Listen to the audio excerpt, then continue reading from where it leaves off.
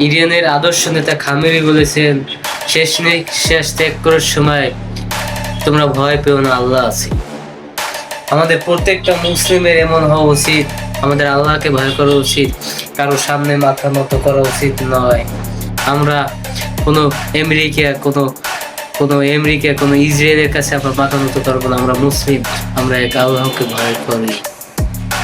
আর ইরানের সাথে বেইমানি বিশ্বাসঘাতকতা করছে আরব আমিরাত, কাতার, বাহরাইন, দুবাই, এগুলো এই দেশ, এই কান্ট্রি বিশ্বাসঘাতক। মুসলিম কান্ট্রি হয়েও আমাদের মুসলিম ভাইদের সাথে বিশ্বাসঘাতকতা করেছে। ইরানের প্রেসিডেন্ট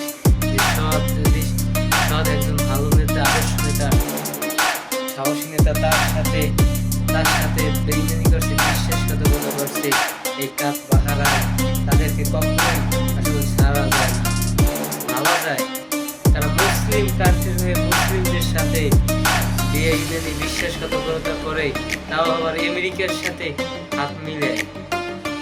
আমেরিকা, ভারত, ইসরায়েলের সাথে মুসলিমরা কিভাবে তাদের সাথে, যুক্তরাজ্যের সাথে কিভাবে তারা বন্ধুত্ব করে, কিভাবে তারা তাদের সাথে সাহায্য করে। তাদের লজ্জা হওয়া উচিত। ইরান কাউকে ভয় পেয়ে কথা বলে।